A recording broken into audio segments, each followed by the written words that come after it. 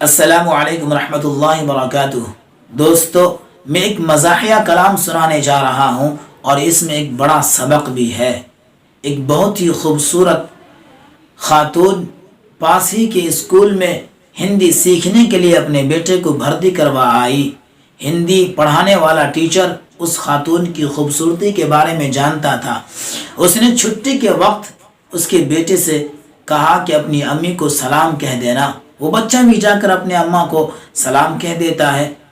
اس کی ماں اپنے شوہر سے مشورہ کرتی ہے، دوسرے دن سلام کا جواب بھیجتی ہے اور کہتی ہے کہ جا کر ٹیچر سے کہہ دینا کہ شام کو امی نے گھر پہ بلایا ہے۔ اب ٹیچر 3 دن سے نہایا بھی نہیں تھا، پرانے شیروانی استری کر کے خوشبو مار کے پہنچا۔ پہلے تو اس خاتون نے آؤ بھگت کی، چائے ناشتہ کرایا، پھر اس کے بعد اپنے بیٹے کی تعلیم کے سلسلے میں گفتگو شروع کی۔ کچھ دیر گفتگو چلتی رہی۔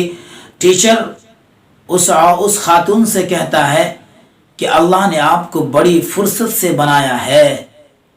وہ خاتون کہتی ہے یہ تو ہے، شکریہ۔ پھر کہتا ہے کہ ہمیں آپ سے عشق ہو گیا ہے۔ وہ عورت کہتی ہے یہ تو ہونا ہی تھا، لیکن ایک بڑی مشکل کی بات یہ ہے کہ اگر میرے شوہر کو پتہ چل جائے گا تو مسئلہ خراب ہو جائے گا۔ اس سے پہلے کہ آپ یہاں سے چلے جائیے، میں دوسرے دن آپ کو بلاتی ہوں۔ اتنا ہی میں اس کا شوہر پہنچ جاتا ہے اور آ کر گرجنے لگتا ہے، کون گھر میں گھسا بیٹھا ہے؟ اب ٹیچر کی حالت خراب، ٹیچر کرے تو کرے کیا؟ کہتا ہے کہ میں چھپ جاؤں۔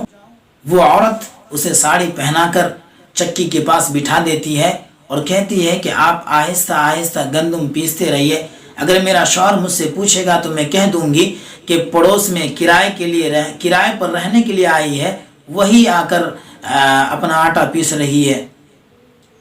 جب اس کا شوہر اندر داخل ہوتا ہے تو ہنسی مذاق شروع ہو جاتا ہے۔ تقریباً 1 گھنٹے تک آپس میں ہنسی مذاق ہوتی رہتی ہے۔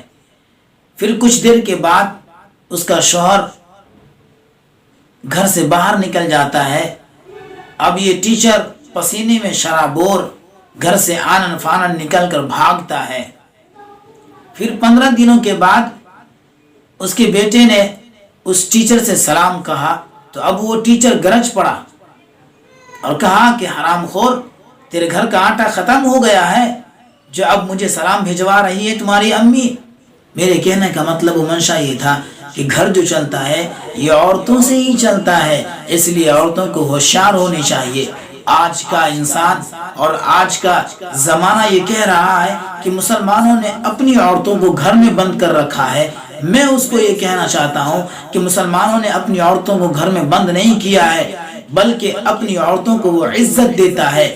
اسلام نے عورتوں کو جتنی عزت دی ہے دنیا کے کسی مذہب نے اتنی عزت نہیں دی ہے۔ اللہ نے عورتوں کو میراث میں حصہ عطا کیا ہے، دنیا کا کوئی مذہب عورتوں کو حصہ عطا نہیں کیا۔